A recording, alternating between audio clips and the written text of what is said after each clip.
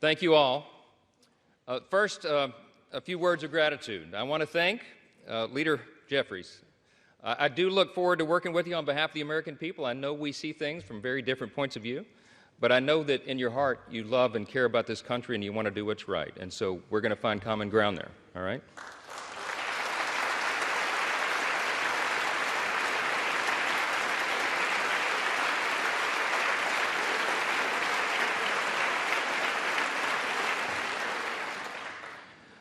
I want to express my great thanks for our Speaker Emeritus, Kevin McCarthy.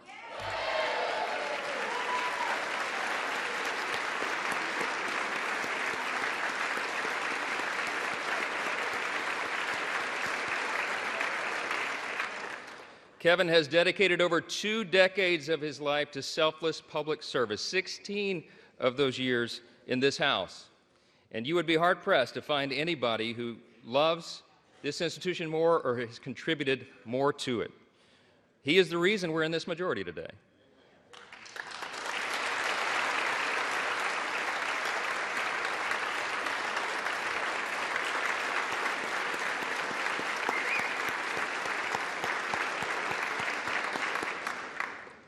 His impact can never be overstated, and I want to thank him for his leadership, his friendship, and the selfless sacrifice that you and Judy have made for so many years. You helped build it, Kevin, and we owe you a great debt of gratitude.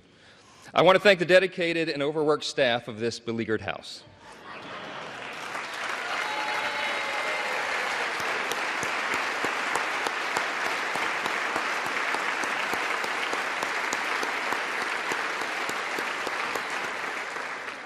They accept praise so stoically. But Miss Susan Cole, our House reading clerk, and yes.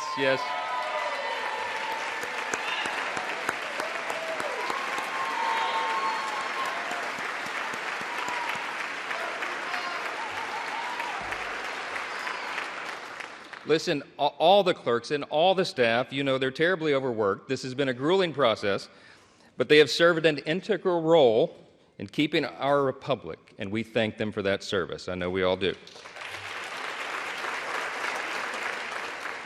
I want to thank my dedicated wife of almost 25 years, Kelly. She's not here. We couldn't get a flight in time. This happened sort of suddenly. But we're going to celebrate soon. She spent the last couple of weeks on her knees in prayer to the Lord, and she's a little worn out. We all are. I want to thank our children, Michael and Hannah and Abby and Jack and Will. All of our children sacrifice. All of them do, and we know that. And there's not a lot of perks to being a member of Congress's kid, right? And so I want to thank all of your families as well for what they endure and what they've had to endure for the last few weeks. We've been here a while. Yeah.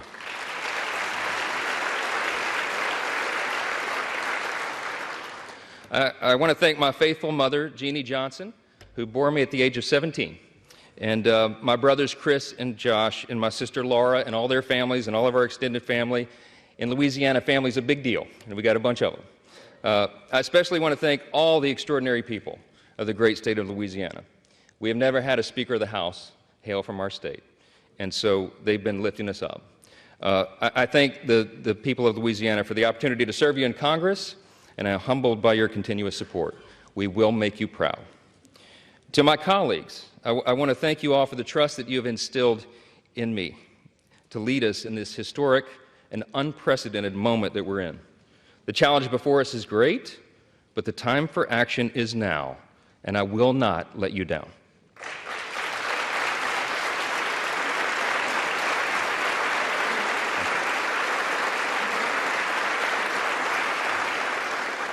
I want to say to the American people, on behalf of all of us here, we hear you. We know the challenges you're facing. We know that there's a lot going on in our country, domestically and abroad, and we are ready to get to work again to solve those problems, and we will. Our mission here is to serve you well, to restore the people's faith in this House, in this great and essential institution. My dad, it was mentioned, my dad was a firefighter. He was an assistant chief in the fire department in my hometown of Shreveport, Louisiana, a little town in northwest Louisiana. On September 17, 1984, when I was 12 years old, he was critically burned and permanently disabled in the line of duty. All I ever wanted to be when I grew up was the chief of the fire department in Shreveport. But after the explosion on that fateful day, he nearly died, and it was a long road back, and it's changed all of our life trajectories. I'm the oldest of 4 kids, and my dad, he lived with pain all the rest of his life, for decades more, and I lost my dad to cancer 3 days before I got elected to Congress, 3 days. And he wanted to be there at my election night so badly. I'm the first college graduate in my family. This was a big deal to him. And so it was several weeks after that. It was early 2017. It was my freshman term, and it fell to me to be in the rostrum one night to serve here as Speaker Pro Tem. I thought that was a big deal until I figured out that's what you do for freshmen late at night. And I think, if my memory serves, Miss Jackson Lee was winding down one of her long, eloquent speeches. And not that I was not enraptured by her speech, but I looked up at the top of the chamber there, and I saw the face of Moses staring down. And I just felt in that moment the weight of this place, right? The history that is revered here and the future that we are called to forge. And I really was just kind of almost overwhelmed with emotion. It occurred to me in that moment, it had been several weeks, and I had not had an opportunity yet to grieve my dad's passing, and I just had this sense that somehow he knew. And I had tears come to my eyes, and I was standing here, and I'm wiping them away, and then it suddenly occurs to me, the late-night C-SPAN viewers are going to think something's very wrong with the new young congressman from Louisiana. It wasn't Sheila's speech. I'm sorry. I just knew in that moment that my dad, my father, would be proud of me, and I felt that he was. And I think all of our parents are proud of what we're called to do here. I think all the American people at one time had great pride in this institution, but right now, that's in jeopardy. And we have a challenge before us right now to rebuild and restore that trust. This is a beautiful country. It's the beauty of America that allows a firefighter's kid like me to come here and serve in this sacred chamber where great men and women have served before all of us and strive together to build and then preserve what Lincoln did refer to as the last best hope of man on earth. We stand at a very dangerous time. I'm stating the obvious. We all know that. The world is in turmoil. But a strong America is good for the entire world.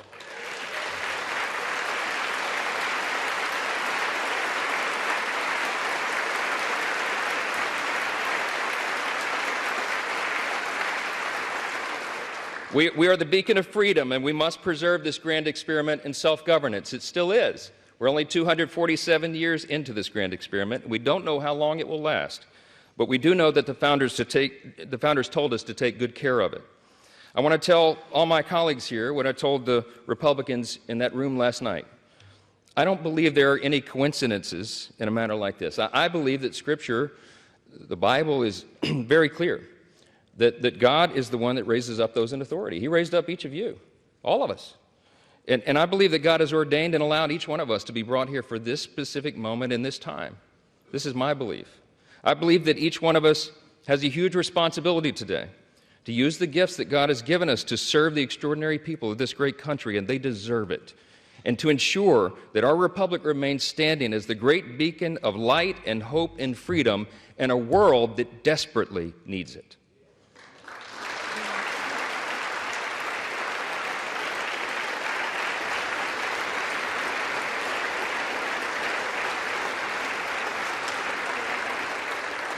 It was in 1962, that our national motto, "In God We Trust," was adorned above this rostrum.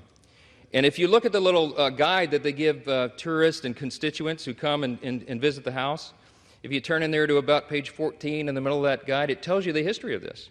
And it says very simply, these words were placed here above us. This motto was placed here as a rebuke of the Cold War era philosophy of the Soviet Union.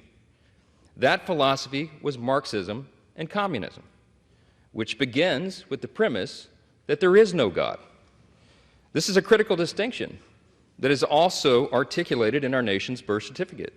We know the language well, the famous second paragraph that we used to have children memorize in school, and they don't do that so often anymore, but they should. G.K. Chesterton was the famous British philosopher and statesman, and he said one time, America is the only nation in the world that is founded upon a creed. And he said it's listed with almost theological lucidity in the Declaration of Independence. What is our creed? We hold these truths to be self-evident, that all men are created equal, not born equal, created equal. And they are endowed by the same inalienable rights, with the same inalienable rights: life, liberty, pursuit of happiness. That is the creed that has animated our nation since its founding, that has made us the great nation that we are. And we're in a time of extraordinary crisis right now. And the world needs us to be strong. They need us to remember our creed and our admonition. Turmoil and violence have rocked the Middle East and Eastern Europe. We all know it. And tensions continue to build in the Indo-Pacific. The country demands strong leadership of this body, and we must not waver. Our nation's greatest ally in the Middle East is under attack. The first bill that I'm going to bring to this floor in just a little while will be in support of our dear friend Israel, and we're overdue in getting that done.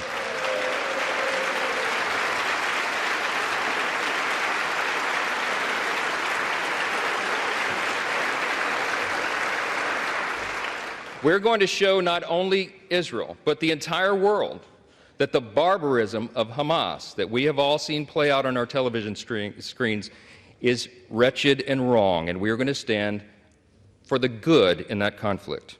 We have a catastrophe at our southern border. The Senate and the White House can no longer ignore the problem.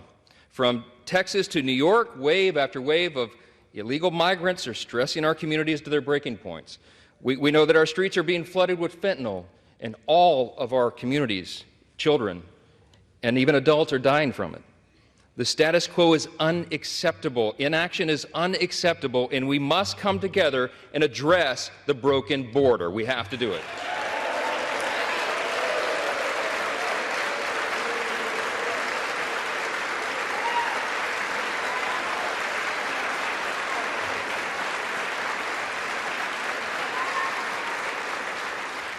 The skyrocketing cost of living is unsustainable, and Americans should not have to worry about how they're going to feed their family every week because they can't afford their groceries anymore. Everybody in this room should think about this. Here's the stats. Prices have increased over 17% in the last 2 years. Credit card interest rates are at the highest level in nearly 3 decades, and mortgage rates are now at a peak we haven't seen since 2001. We have to bring relief to the American people by reining in federal spending and bringing down inflation.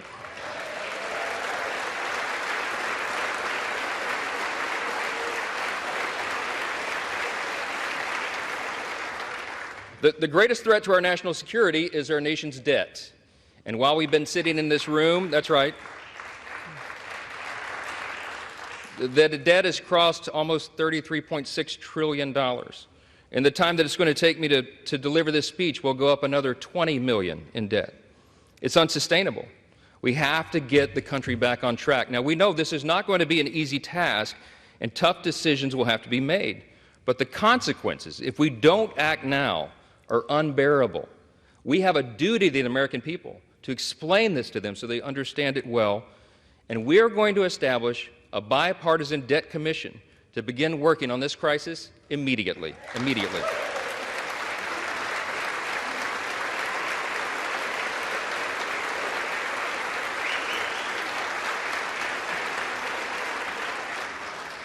We all know that we also live in a time of bitter partisanship. It was noted, and it's been on display here today. Right? When our people are losing their faith in government, when they're losing sight of the principles that made us the greatest nation in the history of the world, I think we got to be mindful of that. We're going to fight. We're going to fight vigorously over our core principles because they're at odds a lot of times now in this modern era. We have to sacrifice sometimes our preferences because that's what's necessary in a legislative body. But we will defend our core principles to the end. In his farewell address, thank you. In his farewell address, President Reagan explained the secret of his rapport with people. And I like to paraphrase his explanation all the time. He said, you know, they call me the great communicator, but I really wasn't that. He said, I was just communicating great things. And they're the same great things that have guided our nation since its founding. What are those great things? I call them the 7 core principles of American conservatism, but let me concede to you all, I think it's really quintessentially the core principles of our nation. I boil them down to individual freedom, limited government, the rule of law, peace through strength, fiscal responsibility, free markets, and human dignity. Those are the foundations that made us the extraordinary nation that we are. And you and I today are the stewards of those principles. The things that have made us the freest, most powerful, most successful nation in the history of the world. The things that have made us truly exceptional. In this time of great crisis, it is our duty to work together, as previous generations of great leaders have, to face these great challenges and solve these great problems. I will conclude with this. The job of the Speaker of the House is to serve the whole body, and I will. But I've made a commitment to my colleagues here that this Speaker's office is going to be known for decentralizing the power here.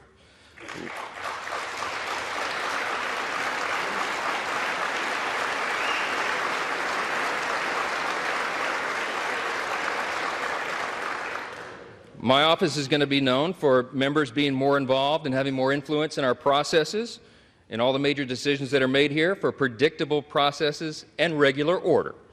We owe that to the people. That's right. And I want to make this commitment to you, to my colleagues here and on the other side of the aisle as well. My office is going to be known for trust and transparency and accountability, for good stewardship of the people's treasure, for the honesty and integrity that is incumbent upon us, all of us, here in the People's House. Our system of government is not a perfect system. It's got a lot of challenges, but it is still the best one in the world, and we have an opportunity to preserve it.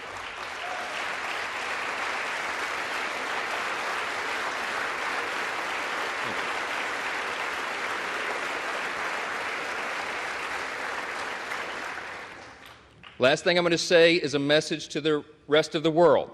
They have been watching this drama play out for a few weeks. We've learned a lot of lessons, but you know what? Through adversity, it makes you stronger. And we want our allies around the world to know that this body of lawmakers is reporting again to our duty stations. Let the enemies of freedom around the world hear us loud and clear.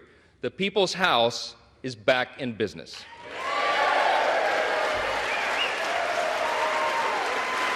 Thank you. Thank you.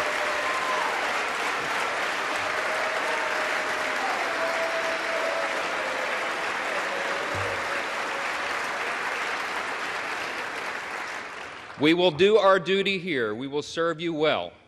We will govern well, and we'll make you proud in this institution again. We're going to fight every day to make sure that is true. I look forward to the days ahead. I genuinely believe in my heart that the best days of America are still ahead of us.